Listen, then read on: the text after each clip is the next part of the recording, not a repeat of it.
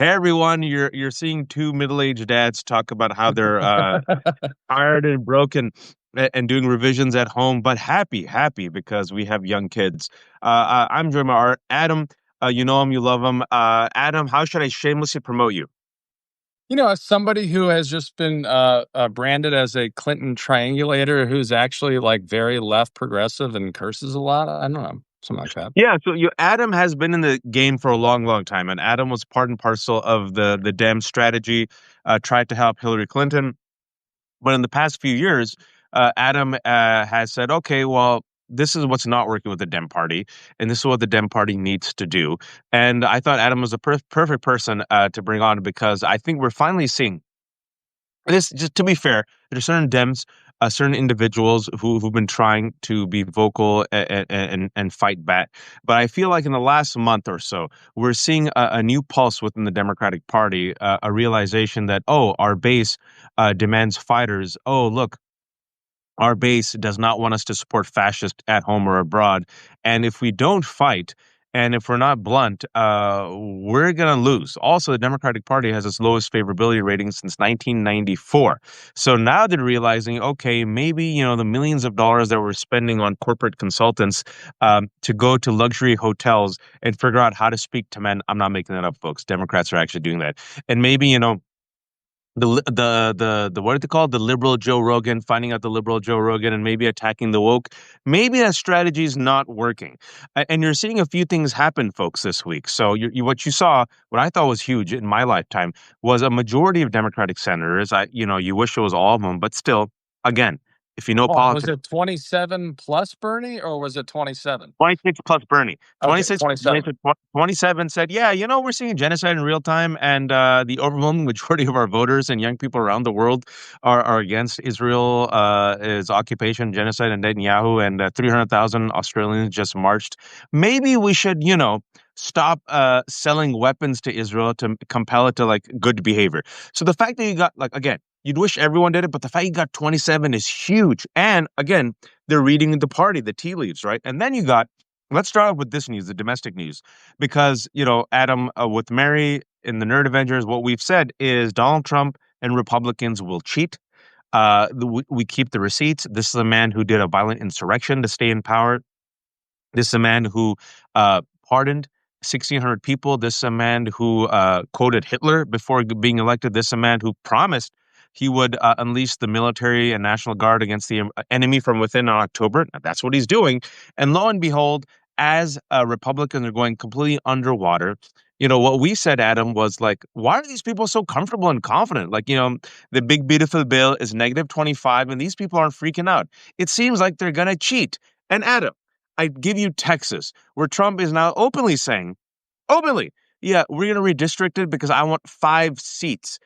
So the latest news is Democrats have said, well, you need our votes for that. So we're just going to get out of Dodge and you can't actually even vote on this. And then Abbott, who I'm not the one who says this, folks. People even in wheelchairs call him Hot Wheels. He's like, I'm gonna issue arrest warrants, and that's what he's doing right now. But talk to us about Texas and why that might be. It might be a shift in how Democrats are finally playing hardball. Yeah, absolutely. Well, if anyone is joining from my channel, if you click the left hook up there, you click that, make sure to subscribe to Waj. I'll send this out afterwards. But thank you guys for being here. Thanks for the hearts, Waj. Thanks for having me. And also just a heads up, there is a fly in here because I had the door open for a long time for the dog. So if it lands on me like I'm Mike Pence or something, we're just going to go with it. But It's also no looks big like deal. you look like Jeff Goldblum from The Fly. You look like you're in like a cocoon, and then like a Yeah, I fly. am. I'm pretty You'll be like comfortable. Adam I'm pretty Fly. good. You'll be like the Fly Man. So Texas, look, first of all, I love the fact that I said in 2020 after I criticized Bernie highly that I was done. Like I'm going to be somebody who focuses on either holding Democrats accountable, for the things that we need to, or pissing out and going after Republicans. Because I was highly critical of Bernie back in the day, and I actually think that him and AOC and many others. I was critical of AOC early on. when she was protesting outside Nancy Pelosi's office. But I think that she is the future of the Democratic Party, one of the best that we have. And I do my part to lift them up. What we're seeing in Texas, I guess, is not necessarily new because Jasmine Crockett posted yesterday, a time hop almost of a framed warrant for her arrest when she served at the state level. And obviously, we remember there was a period of time in which a bunch of the Texas Democrats came to D.C. as well. But they're doing exactly what they should be doing. They're fighting fire with fire. I love that they're going to places like Illinois, New York, and Massachusetts and others. And all of this is just a bunch of bullshit. If you think about it, Texas has an attorney general who literally has warrants and subpoenas out for himself, All who right, right. has done everything he can to make sure he is not served. Historically, I was in a similar position when Devin Nunes went after me. He was unable to serve me. We ultimately won in that case, was withdrawn and dismissed in Virginia. But the Texas Democrats are playing it right. And look, we have a lot of cards up our sleeves too, as we know, not just in terms of population, but in donors and other things like that. California and Texas, Florida, New York, these are huge states where a lot of pieces come into play when it comes into politics. And we need to keep, look, I've always said, let's not, unilaterally disarm, right? You can be against Citizens United, but for now, it's here to stay, right? We can't take everything off the kitchen table. We have to fight back. And we need to play like Mitch McConnell, but ethically and within the law.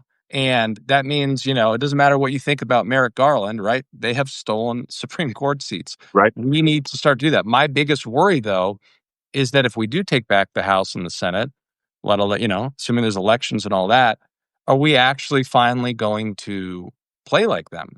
Because Democrats love power until they have it, and then Yes. they're afraid to use it. And even right now, when we're not in power, it seems to me that our party spends more time focused on silencing voices like AOC and Jasmine Crockett than lifting them up. And it's a no-brainer. It's a layup. So yeah, we'll talk about both those things. I think you made a really good point because the Democrats, I've been saying two things where I give Republicans credit. Number one, if it's a knife fight, Republicans bring a bazooka, Democrats bring a pencil and stab themselves in the face. And then once Democrats get power, they don't realize that Republicans actually, when they get power, they flex power. They don't give a shit, Adam. They don't even care about their own base. They lie. For example, just what Donald Trump, was it 2 days ago? Attacking IVF, Donald Trump, America first, all bullshit, all lies. They don't care. They literally do not give a shit. They're like, we have power, stop us. And Democrats are like, but the parliamentarians said no. Right. And, And when they're meanwhile, not in power, they have power because of us. and also they keep voting for Donald Trump's appointees. You're like, you really don't have to. You don't have to vote for any of them. So I think maybe, just maybe, someone in the Democratic Party has been listening to us because I've been saying this for years, and this is from today. The DNC chair, Ken Martin, on Tuesday joined Texas Democrats who fled the state of Illinois to block Republicans from stealing, folks. Let's just be honest. I don't even want to call it redrawing, stealing 5 seats. And he said, quote, "This is not the Democratic Party of your grandfather, which would bring a pencil to a knife fight." Martin said at Tuesday morning news conference with Texas state lawmakers, quote, "This is a new Democratic Party. We're bringing a knife to a knife fight, and we're going to fight fire with fire." Close, Ken, close. They still haven't figured out that you need to bring a bazooka. Right. Republicans bring like an AR-15. And Illinois by the way, Ken governor. Martin, I think I would say I take a lot of heat, but I said, look, he is the right guy. However, it's an impossible situation, right? You need months to sort of clean up and dig up all sorts of stuff. But this is a guy who has a track record of winning. Minnesota was long ago supposed to go Republican, and this guy Yeah, has continuously won elections. Not just that, as vice chair of the DNC, he was in that position because of something called ASDC, which is the Association of State Democratic Party Chairs. There are 57 total. So you've got 57 parties within the Democratic Party. You've got the 50 states, you've got DC, Dems abroad, and the territories. And each of those have a chair and a vice chair, which makes up 114 votes. So this is a guy collectively who is one of the few people who has delivered for those 114 votes in those 57 state parties. That's why ultimately he won, is because people know that he did everything at any given point that he could, even if you were in a red state, to get funding and do other stuff and build parties. So he's got a long way to go, but he is a good guy who gets it. No, I'm glad you told me that. And it seems like, listen, the bar is so low, it's in hell. For folks who are joining us, I know more people will join us. The DNC, the Democratic brand is toxic right now.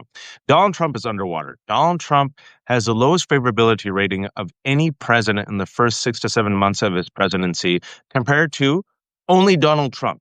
The first Donald Trump administration was lower. This is the second lowest, right? And he looks like an old man. I'm not trying to say that as a pejorative to those who are seniors. I mean, folks, he looks rough. This is the And oldest man to be also, like. right now, not to interrupt, but I did interrupt. He's walking around on the roof of the White House. I didn't see why. I'm sure some folks in the comments have seen it. Nobody knows. He's on the roof of the White House walking around. All the cameras are filming him, and they're like, "Mr. President, what are you doing up there?" He's like, "Oh, I'm just taking a walk, checking things out." Are you He is serious? literally on the roof of the White House walking around. Yep. Just He's before the probably like, build's on. I want to see what I did to the rose garden Can by you imagine flattening if it. Joe Biden was walking around on the roof of the White House? I mean, And there's history of dementia in his family. We already saw it in the first term where he's been slurring. And so Donald Trump is low right now, folks. He's under 40. All of his policies are underwater. He's double digits underwater on the economy, on the trade wars that, by the way, he's losing taco on inflation, and even on immigration. He's -5 now, and that was his strong suit. Democrats are even lower. Democrats are even lower right now. They're barely cracking 30. So I think there finally is a realization that the base is done with them. So what the base wants is fight, and the base wants progressive reform. So this is where I want your take on this, on Adam, when it comes fighting fire with fire, right? And again, I still think Ken is almost there. He says knife to a knife fight. I think he has to realize that Republicans bring a bazooka, but it's getting there. This has some evolution. You're seeing Democratic governors do something that I want them to do. and All by right. the way, Ken wants to do a Substack live. He reached out to me, so maybe the three of us should do it. If he's open, I think these establishment Dems are terrified of me. Even though I've been very fair, if he wants to do, I try to be fair. I'm independent like you. I speak without fear or favor. So if he's Well, we perfectly also fine, live in Virginia. There's no party registration here. yeah. So like, just let him. If he want, if he, I spoke to Ro about it. Me and Danielle did. I would love to talk to him. And honestly, at the end of the day, I'm not interested in just grilling people. I just want them to do better, Adam. Right? This is the thing. I just want the Dems to do better. This is why we criticize them, Well, this is because why they're not going primaries to are do so better. important. They're going to Doesn't get matter what called. you think of a primary makes you a stronger candidate, you know? That's it. That's it. That's all I want to do, right? Because look, I think you and me agree, and anyone who follows me agrees, is Dems and the Republicans aren't the same. We're dealing with a fascist movement. This is what bothers me when it said both sides are the same. No, the Republicans are now a right wing authoritarian force. Democrats are flaccid and limp and pathetic, and yes, take corporate money and also are complicit in a genocide. However, if we had Kamala Harris right now, we would have Medicaid. If we had Kamala Harris, we would not have masked armed agents terrorizing innocent brown people. If we had Kamala Harris, we would not have alligator Alcatraz. If we had Kamala Harris, we would actually do something for climate change. If we had Kamala Harris, right, we actually would have competent Supreme Court justices if there was vacancies, right? So this is where, like, I think you and Well, me are on the even some of the stuff same happening boat. right now, the NASA project that just launched was because of Barack Obama, the one that's taken all these pictures and going to let us know, what climate change is doing and where we're losing terrain and so forth. Um, that But now that we have project Sean got Duffy. launched Now in the we have last real week. Sean Duffy. Yeah, I mean, things are happening still thanks to Democrats. However, um, we are missing everything that you just stated because we have Donald Trump. I mean, it's insane. And I think the point what we're trying to say, folks, is if you put pressure on them, you put pressure on the Dems to force them to do better. And if these Dems and these Dem leaders are incapable of meeting the moment, and folks, not me saying it, it's the majority of Americans, then there has to be a culling. And what I see right now, Adam, and I want your take on this before I talk about what some of these governors are doing. This reminds me of 2014. And for those of you who are old enough, what happened in 2014, right here in Virginia, is 2014, Eric Cantor of the Republicans was supposed to be the Republican leader, right? There was a book, folks. A book came out, co-authored by Eric Cantor, the Paul Ryan, and who was Kevin? What was the guy? Kevin Johnson. I think so, but Cantor, I remember like it was yesterday. Yeah, so those three were the new leaders of the Republican Party, and they were establishment. Well, what was happening was Tea Party. And the base of the Republican Party said, I don't know these mother effers, and these guys don't represent me. And the Republican establishment, shut up. It's going to be Eric Cantor and Kevin Johnson and Paul Ryan. 2014 happens. Kevin McCarthy, thank you so much. Kevin McCarthy. You all know Kevin McCarthy. Look, I already forgot his name. All right, so those three were the leaders and the future of the Republican Party. They wrote a book. Um, David Bratt. Tell us about David Bratt in 2014. Well, in 2014, look, what we have right now is I think we're also forgetting about Rand Paul, right? I mean, this is a whole all of these people, all these libertarians and like the Tea Party Express that came around here should be standing up and fighting with us right now, including Ted Cruz, right? But what you had was just a disaster where basically the next Speaker of the House, Eric Cantor, ended up losing, and it was a shock. It was one of the only elections that I can remember that people woke up and were like, "Holy shit!" It was like AOC, right, when she won. Right.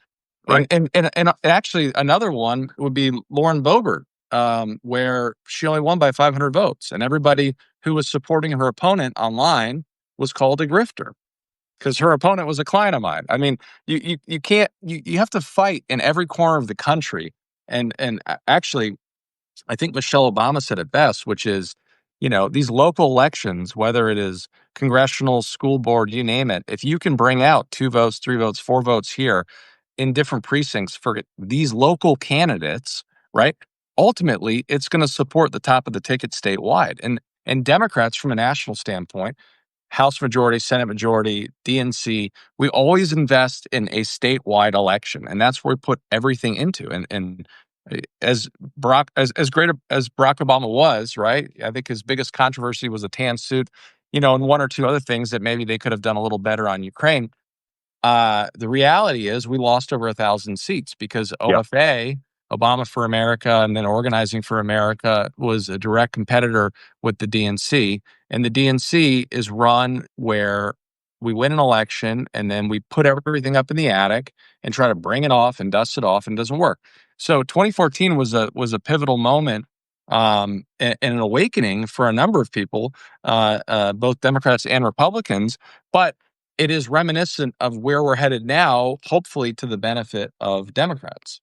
Right. And I feel I've been saying this for a while that there's a unspoken civil war in the Democratic Party, right? What I mean by a civil war, in that no one's outright saying it publicly, but there's a vacancy for leadership, right? And there's a vacancy for vision, and there's a vacancy for ideology. And the unspoken civil war within the Democratic Party, ever since the election loss of 2024, is people are rudderless, and they realize. And now you even have Elisa Slotkin openly saying, yes, well, I think we need some new blood," without mentioning Schumer, right? Schumer is like, what, 11%, 12% popularity rating, right? And so what we're witnessing, in my And opinion, by right the now. way, like I just for anyone who thinks that I'm just a Dem consultant, I have openly multiple times, including with a petition, done everything I can to urge Chuck Schumer to resign. I think he needs to resign. I think he needs to be gone. And to Waj's point, I think that this is the biggest test of the two-party system we've ever had. In Ukraine, you've got different parties and different elections that take place. The Democratic Party, I mean, and same thing with Hakeem. Some days he gets it, and then a bunch of times he just doesn't. I do not have faith, and I've been saying this for a while. And the reason why I don't have faith in Hakeem is exactly what you said. Sometimes he comes out and he does great, wonderful. But I believe, Adam, that the reason why we're witnessing a 2014 redux, but through the Democratic side, is first and foremost, look at the poll numbers. The actual base is abandoning the Democratic Party. When you ask the base, and I think it was Anat Shankar Osorio who I interviewed. Yep. She's done and she was quoted in the New York Times. She said when people were asked, she does polls. When people were asked to describe the Republicans, right, they use words, not necessarily a compliment, but nonetheless, it comes out as a compliment, as like lions. They take what they want. Bullies, right? She said, describe the Democrats. Deer in headlights, snails, sloths, right? And also when it comes to this old guard, and this is where I'm using old, not necessarily as a pejorative, but as a state of mind, right? I want to remind people Adam, I always bring up this receipt. Why I think we need a culling, and we need a type of 2014 insurgency. Hopefully, not towards rebels without a clue, as someone said when they come to the Tea Party, but like actual fighters. Is folks 6 months ago, AOC threw her hat in the ring to be on the oversight committee. Okay, you know who else also threw their hat in the ring? 73-year-old at that time Jerry Connolly, who just announced she had cancer. Nancy Pelosi was in her hospital bed. You can't make this shit up. Nancy Pelosi rallied votes from her hospital bed for Jerry Connolly. Adam, can you tell everyone where Jerry Connolly is right now, who was a great representative? Can you tell everyone where he is? Yeah, Jerry Connolly passed away, and the day after he passed away, Republicans held a vote in which they one by one vote. Yes. Big Yes. beautiful bill. Was it the Yep. day Yep. after? Yep. Yep. So there you go. That's number one. Number two, since you mentioned how it comes down to a vote, there are two Democratic senators from Nevada. And Joe Manchin. I don't. Joe Manchin's a piece of shit, but like, okay, let's just count him as a person who used to caucus with the Democrats for the most part. Okay, why do we have Amila Bouvet? Amila Bouvet, who is now a lifetime federal judge, who told Donald Trump that he should ignore federal judges. I'll repeat that. Amila Bouvet is a lifetime federal judge who was Donald Trump's attorney, who advised him to go against federal judges. He's now on the court permanently. A man whom is so extreme, like a supervillain, that 900 DOJ officials came out and said, please do not put this man on the bench. I think he had 3 whistleblowers, 80 federal judges. Okay. Of course, Republicans don't give a shit because when Republicans get power, they said, we don't give a shit. We have power. Stop us. And this is the one in which Senate Democrats, at least for a moment, looked like they were finally playing, and they got up and left thinking that like it couldn't go forward to Yeah, try they to did the delay it. same thing. Cory Booker tried. They got up and left. All right. But there was a vacancy. And the reason why there was a vacancy that allowed Donald Trump to appoint Bouvet is because Joe Biden appointed a very qualified Muslim American judge who would have been the first Muslim American judge on the Federal Court of Appeals, Adil Manji. 45 years old, milk toast, has all the bona fides. Jewish groups even liked him. About a year and a half ago, after during this war / genocide, Tom Cotton and Republicans did the nastiest, ugliest right wing bad faith smearing of Adil Manji. As a result of this nasty, ugly, disgusting bad faith smearing of Adil Manji, even though Democrats had the majority, 51-49, 3 Democrats went ahead with the Republicans, fell to the bad faith smearing. The 2 Democratic senators from Nevada, Cortez Masto, Rosen, and Manchin, did not vote for Manji, folks, which is why you had a vacancy. And guess who filled that vacancy, Adam? Yeah, Amil Bouvet. the former. I mean, and this is the thing that I can't get over with Senate Democrats, right? It's like one day they do one thing, the next day they do another, where they should just hold the line and not vote in support of any of this. But the problem that I have is even people like Brian Schatz, right, who are out there, they sound great, they do great stuff. You remember From there was a Hawaii. vote where he was one of the 10 from Hawaii? Yep. He was I one of remember the that. 10. And it's like, are you fucking kidding me, man? Like, and then you got to kind of like take 2 or 3 weeks off before you can ever lift up anything else good they do and you don't even want to. And Didi just said they don't know how to hold the line. So this is where I'm at. We try to be very fair right now, folks who are joining us, almost 850 people. We're talking about, are the Democrats finally standing up and fighting fire with fire? Are they fighting back? I think we see inklings of it. And I think it's encouraging. So you want to encourage the good behavior. But I'm at the point right now where, Adam, this is my read. I think, look at Jeffries. I think too many of them are still wedded to the old model. And the old model is the antiquated model, wink, wink, nudge, nudge, do business, slap each other on the back, corporate donors, corporate money. I think Hakeem Jeffries is a perfect example. He's incapable of fully evolving and getting out of that mode. Whereas you see in Zoran Mamdani and AOC, they're more representative. Someone said, don't Yeah. forget Feder Mansion. We call him Uncle Fester.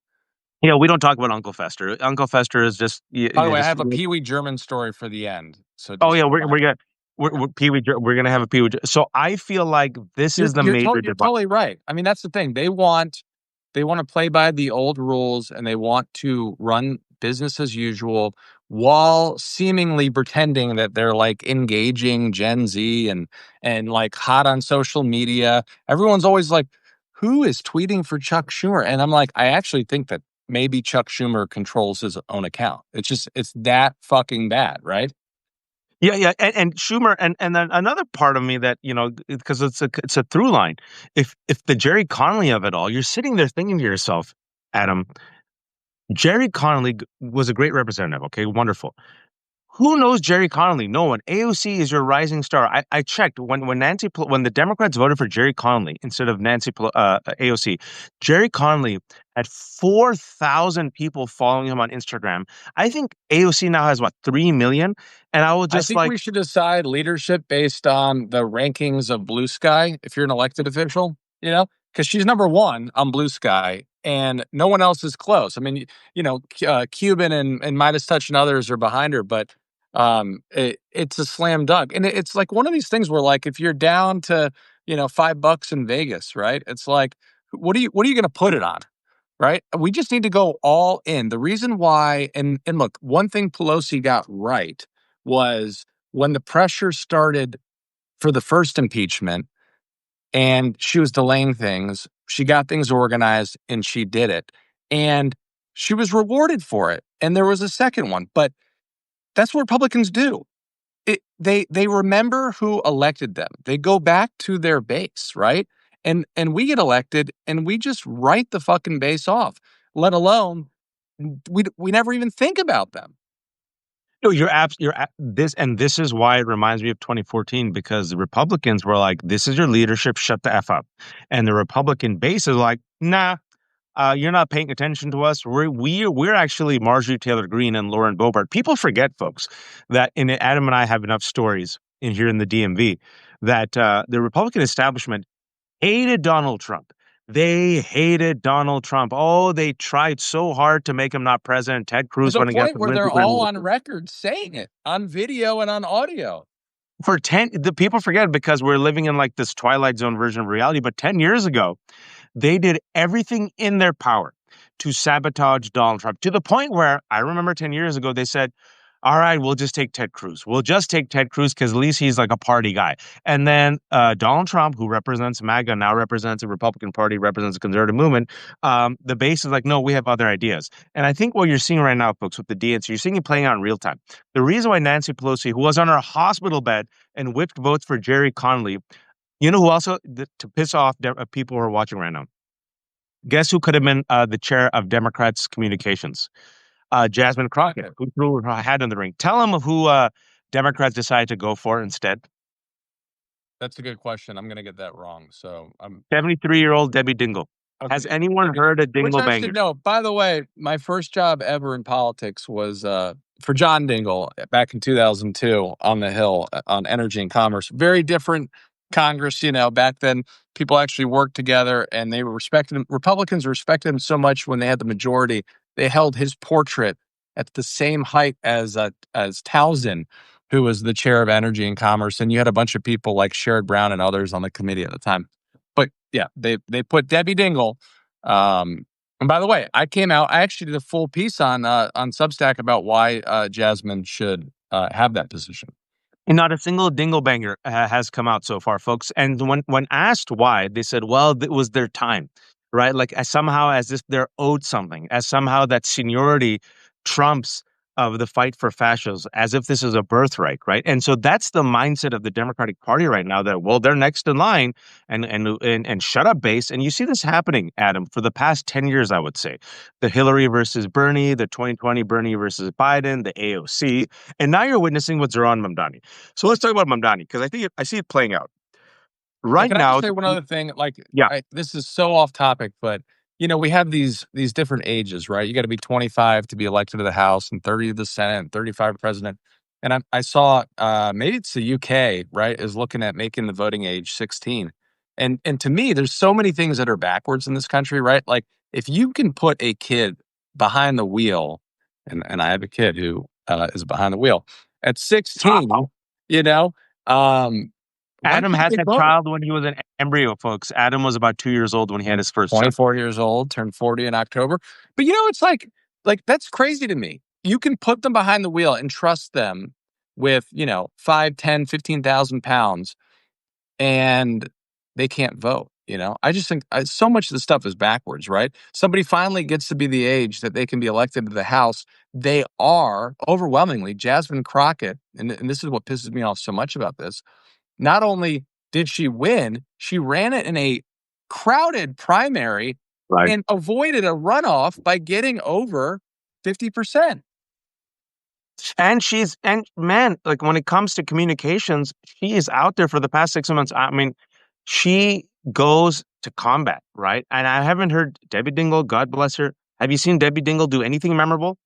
I mean, unfortunately, she fell asleep, and I that was she was up I all think night. I saw Debbie Dingle on Morning Joe as I was clicking through once. By the way, I don't watch Morning Joe. I do like the music on Morning Joe, but no, Jasmine's and look, and I know this, and you know this, but I know this from sources that I trust. It's not just Jasmine out there and Debbie not doing stuff, but um, people work hard on a weekly basis to ask Jasmine to quiet down. Yep, yep, and she doesn't, and she doesn't. And they also told AOC to quiet down for years, and she didn't. They still haven't figured out, Adam, which is why I see this split happening right now. And I think you need a cleaving. You need a cleaving where finally the old guard says, "No, this is the present and the future. This is the type of fight you need." And this takes me to Zoran Mamdani, which is why I think we're going to still need a cleaving because, folks, all the polls have come out. New York Times came out with the story yesterday. You know who's part and parcel of Zoran Mamdani's base in New York? Jewish voters. This is the New York Times. Not in spite of Gaza, because of his a stance on Gaza, I right? was So going to say, young I think Jews, there is a moment here happening where something real is happening. I have a lot of friends who are very outspoken on Israel and support of Israel, all that kind of stuff. And you have to split the baby here. And I think actually Netanyahu, who to me is like a non-demented, maybe a little bit smarter version of Trump, who knows how to, work Trump like a baby, is actually like we're at a crossroad where you've got a guy who is finally bringing both sides together that's right. because he's that fucked up. And I agree. Look at the polls, folks. This is I've said this before in the last couple of weeks. I'm 44. Never in my life would I have thought there would be such a huge change on an issue. I remember, Adam, I said this to Danielle. There's only one other time I remember such a rapid change in American politics when it comes to the numbers. It was Obama term one to Obama term two on marriage equality. And I think you and I are old enough to remember Obama term one. They're like, we like the gays, but traditional marriage is where it's at. And then Obama term two, yay, gays, get married, gays. And you're sitting there as I was as a younger man. I'm like, wow, look, who would have thought? Now, obviously, it was decades worth of activism and decades worth of storytelling and decades worth of, unfortunately, hate crimes that came out to the forefront, Matthew Shepard Yeah. legislation, and then finally caused a shift, right? Similarly, what we're seeing in real And time, by the folks, way, on right that now. front, like Newsom's done a bunch of shit that I don't agree with, including, his podcast and all that kind of stuff. But I will say, I'm old enough to remember when he came out in support of gay marriage and when I was in high school, and everybody was like, his fucking career is done. He's done.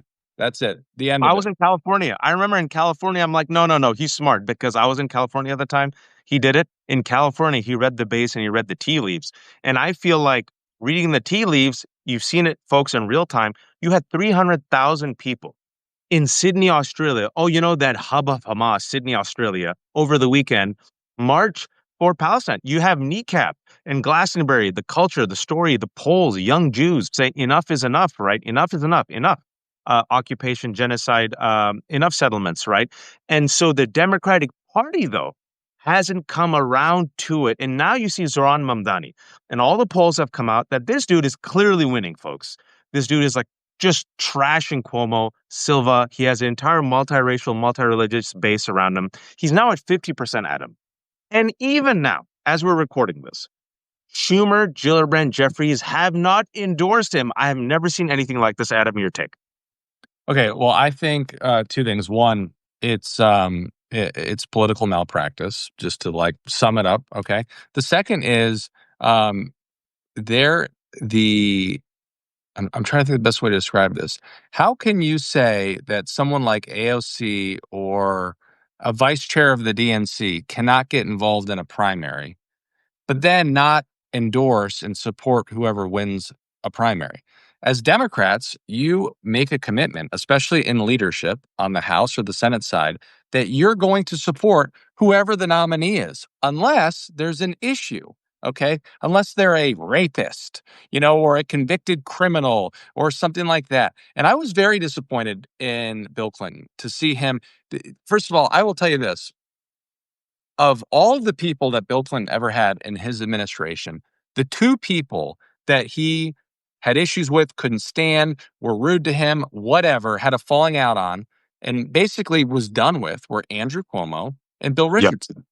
So when I saw him endorse Andrew Cuomo, okay, to me, that was like the party was freaking the fuck out because I couldn't see any other scenario in which he would ever do anything like that. And he's a smart guy, you know? So anyways, I think it's a disgrace. And also, it goes against everything we're saying, right? We're rewriting the DNC rules to say people can't get involved in primaries or do this. But the fact is, if you run in a Democratic primary and every state's a little different, but you're signing a pledge that you're a Democrat and so forth, you're the Democratic nominee. And leadership on every level should get behind you.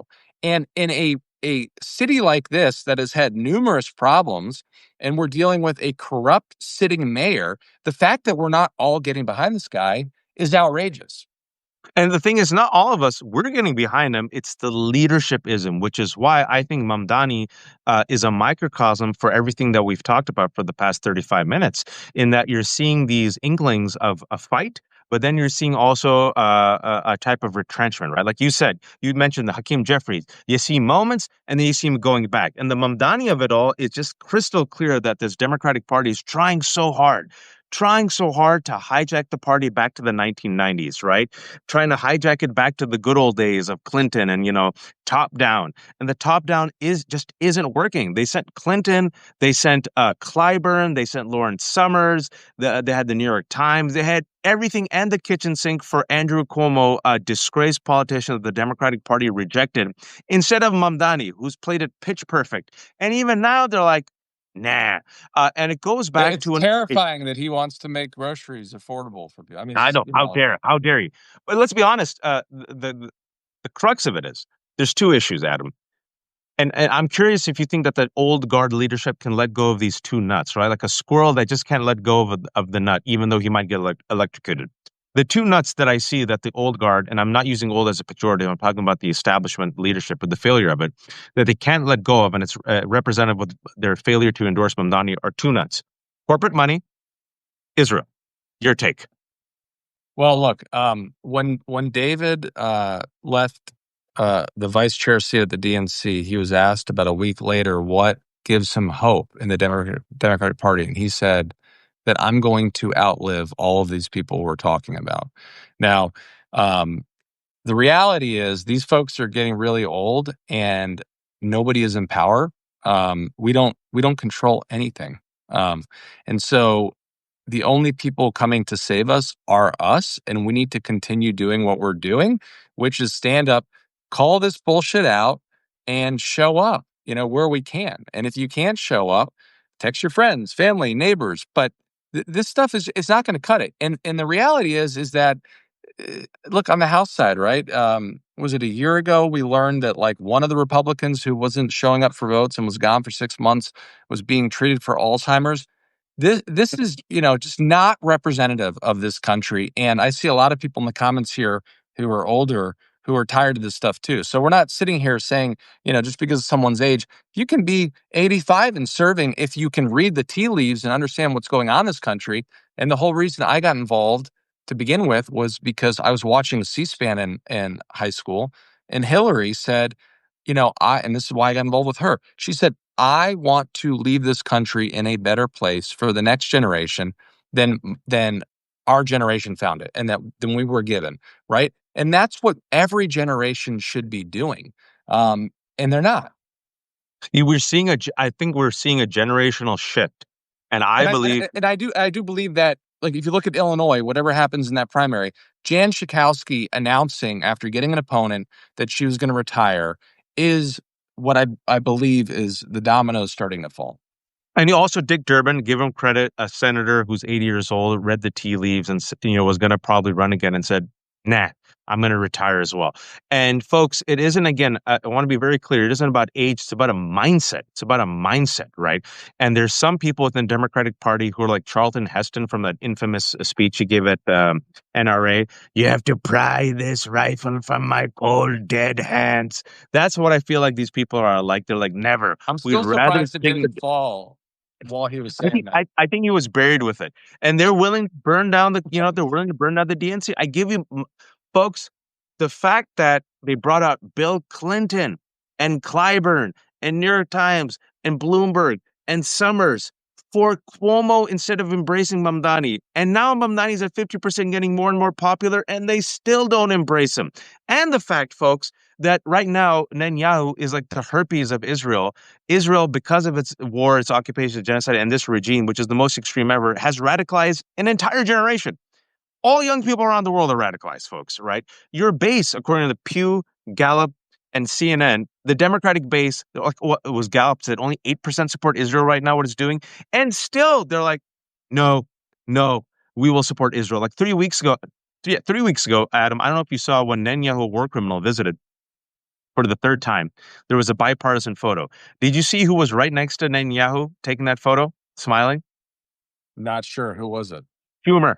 Schumer Oh was in the yeah, I photo. mean, this stuff is this is like. And look, here's the thing: as a Ukrainian American, I don't think that you can sit. I couldn't sit here and argue to you what needs to happen in Ukraine while pretending what's happening in Gaza is How not can you? happening. How can you? It's like No, you occupation. How can't. can you? You can't. It's disgusting on both fronts. Yeah, and so it's one of those things I think we're going to see a culling effect, and the culling is going to come through a fighting. I want to ask you two more questions about the fight. Uh, First of all, I want to talk about the Epstein files. Nancy Pelosi, about 2 weeks ago, was on MSNBC. Now, Oh, I thought this was I caught it live. I was in my kitchen. so, okay, you know what? Okay. I was shocked because I'm looking at it. I'm like, yo, 89% of Americans right now are following the Epstein files. It ain't going away. This Epstein. was the distraction interview. Yeah. So Okay. I want to ask you about it. For those who don't know, tell them what Nancy Pelosi said while the Epstein file was blowing up and showed a massive weakness. And it is a kryptonite for Donald Trump. And politically, you would think exploit the kryptonite, weaken him. What did Nancy Pelosi say on MSNBC? Okay, so I need to put an asterisk here, which is I do a lot of stuff with Nancy Pelosi in terms of trying to get the House back, and I saw She's that. done she's done a lot of great stuff. Thank you, Nancy. She's done a No, lot no, of great no. stuff. But And I did watch this interview, and I followed up afterwards because she was asked about what was going on with Epstein, and she said it was a distraction. Now, I think it was Chris Jansing, yes, uh, and Chris kind of gave her a layup afterwards and said, "Hey, just want to double check. Were you saying that like all they're trying to use the Epstein stuff to distract from this?" And Nancy Pelosi said, "No, I think all of this is a distraction." And I think her mindset is very focused on what's happening with Medicaid.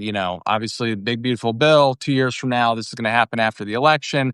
They time this stuff so, like, they can go to people 6 months or a year from now and say, "Hey, how's that big, beautiful bill hurting you?" And everyone's like, "Oh, no, nothing." Because I think that is the issue. However, um, I I don't think it's a distraction at any level. And again, people say all the time, "Oh, Democrats can walk and chew gum at the same times and all that."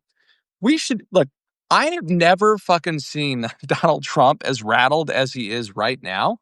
yep, And the fact that they came out this morning and said, "Oh, we have an audio, Thursday, a week ago, Friday, 6 hours Thursday, 3 hours."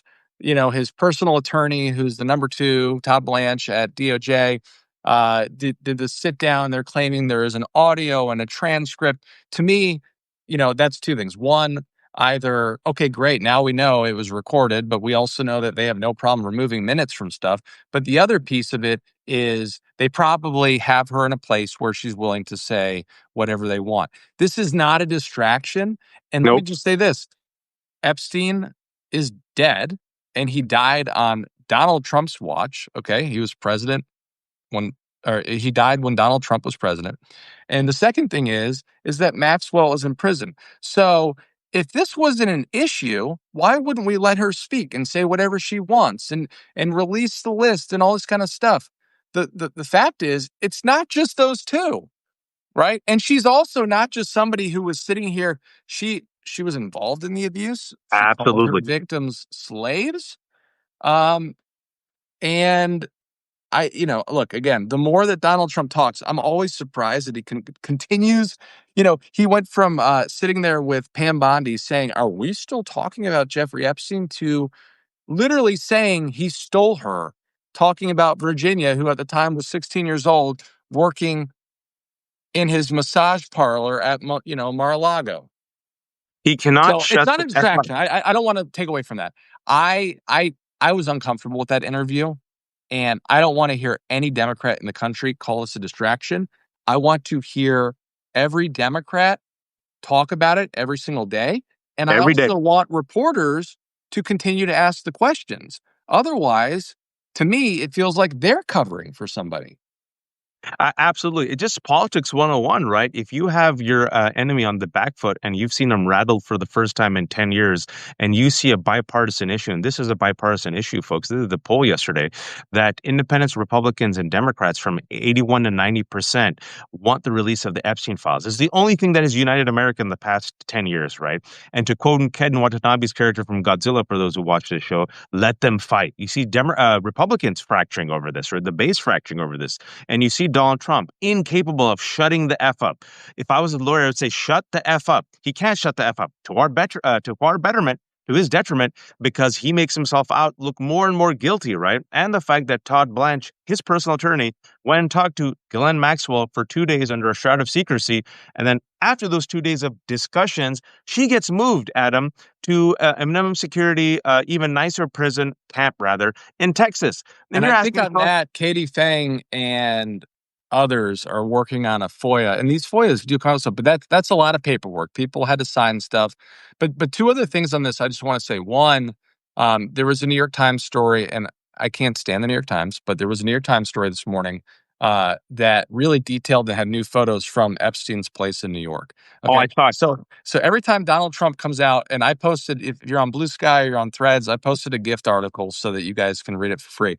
If all of this whole like, oh, he wasn't on the plane or this, that, the other. Okay, in that New York Times story, not only did he have this whole setup on the third floor to Gross. rape and abuse these kids, but he was recruiting these kids from middle schools in Queens, New York. Okay, so this was happening in New York. It's not just about an island, although there is a framed photo of the island in this New York Times story.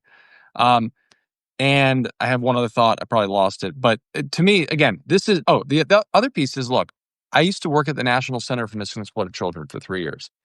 And so I understand and respect the importance, okay, of protecting victims, their wishes, how they feel about stuff, whether or not they want to be involved. Most of these court cases re-victimize people That's over and right. over again, but a number of them sign documents and other things like that where those letters can be reused and so forth. I would love for people, as we're watching, going back to Texas, in New York and in Illinois and other places, if there are victims that want to come forward and speak, I would love these Democratic governors to give them a platform in these state Yep. legislatures to hold hearings, because Yep. all of this crossed all these different state lines. They're from all over the place. Let's do it. You cannot stop this at a state level from happening. And it's not going to be like in court where we get a little drawing from New York, even though we were all robbed of an actual court case with Epstein. You're going to have an open hearing with cameras. And I think anybody, I wish Virginia was here today and hadn't taken her own life, despite the fact that Trump is out there saying a bunch of crazy shit about her.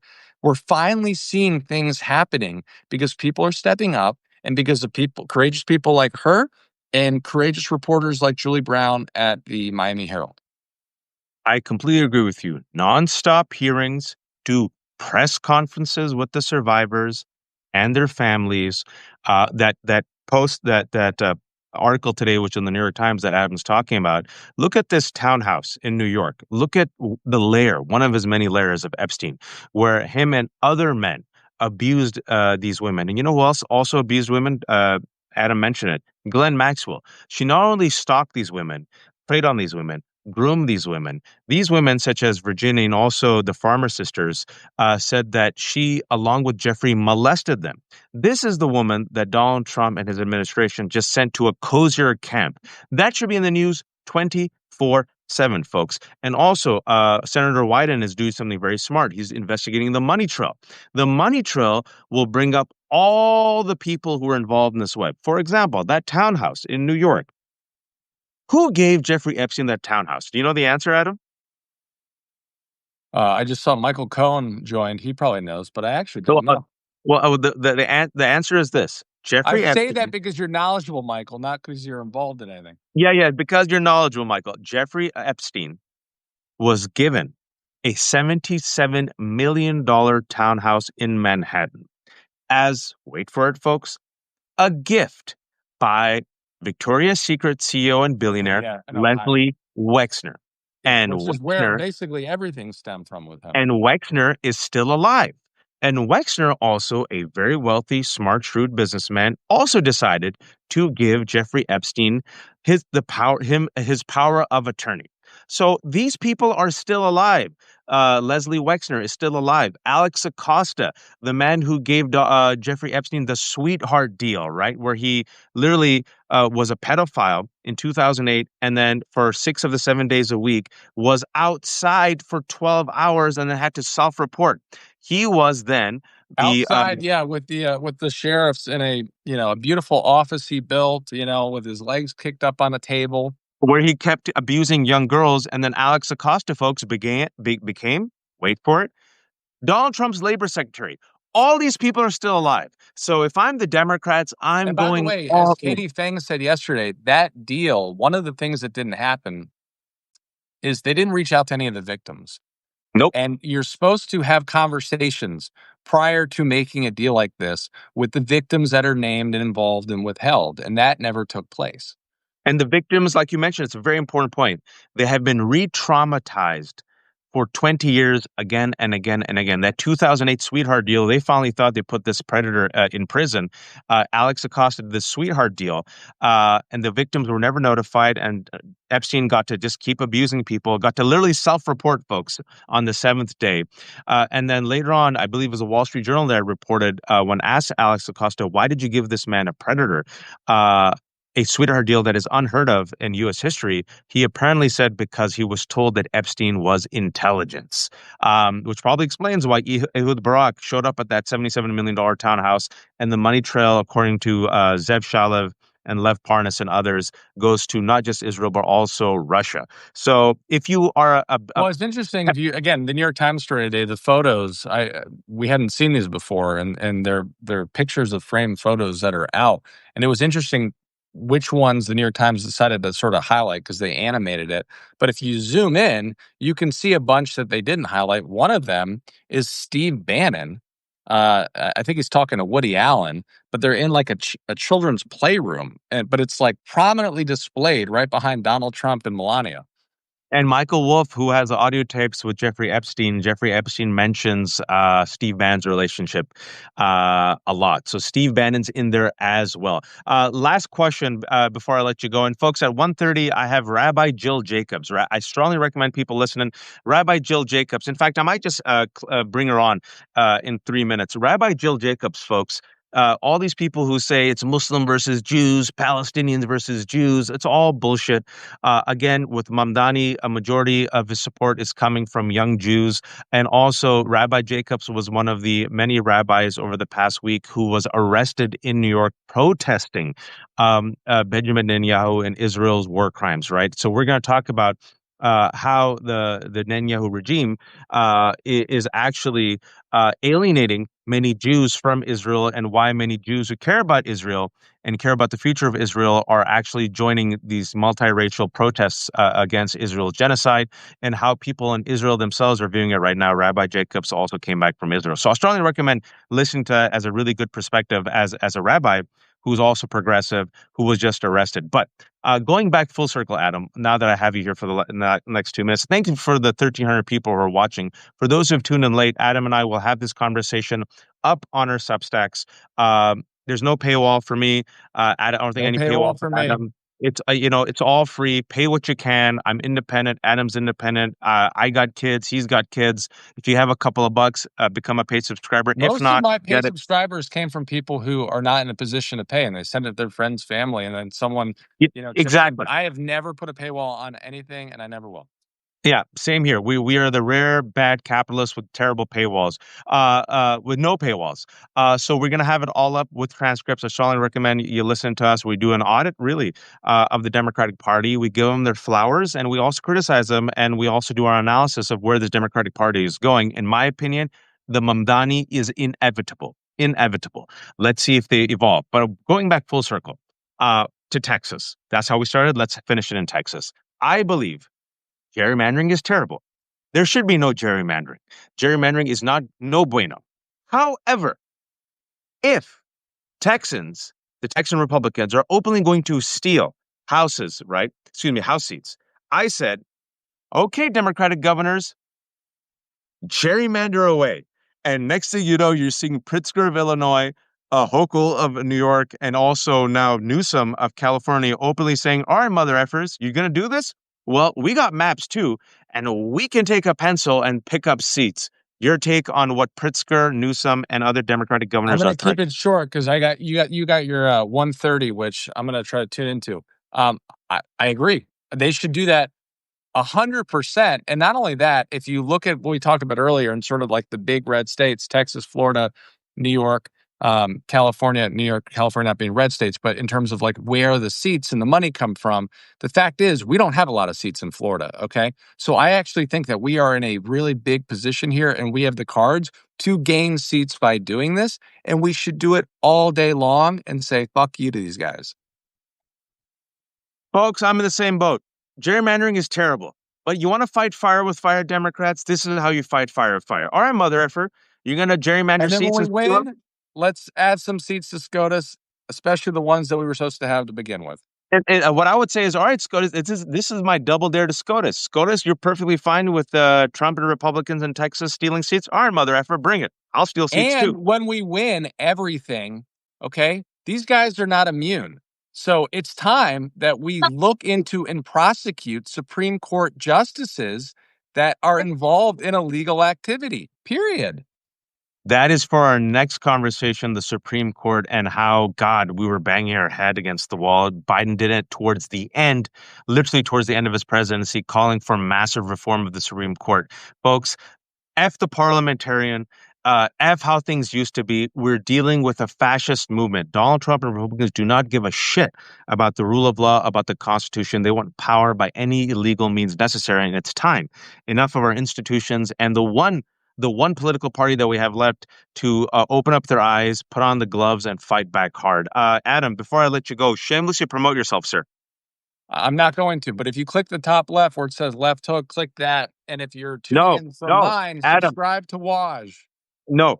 Do it, Adam. Tell them No, how no, people that's can it. find That's you. it. That's it. I'll send a follow up out, but I love everyone here. I appreciate all the comments. They're great. I've got a bunch of thoughts on stuff that was said, but we'll do this again. All right, we'll do it again. Thanks everyone for joining. This is Adam Parkhomenko. Please, if I were you, I would shamelessly subscribe to his Substack. It's fantastic. He's an insider. He knows the Democratic Party inside and out, but he's also evolved, which is important. He calls the balls and strikes, and he wants to take on fascists. Come Also, join me before I join the party of Waj. yeah, and also as a proud Ukrainian American, he could tell you how gives you an angle as to another occupation that's happening in real time, in which Donald Trump is on the wrong side of history. Folks, for those who are joining, join me in about a minute. I'm gonna sign off here and bring back Rabbi Jill Jacobs. I strongly recommend listening to her. She is a progressive rabbi who was arrested just with a whole bunch of other rabbis a couple of days ago for protesting Netanyahu, and she'll give you a really unique insight. Until then, literally in a minute, be kind, be empathetic, and please, oh, please don't be a fascist. Take care. Thank you, Adam. Yeah.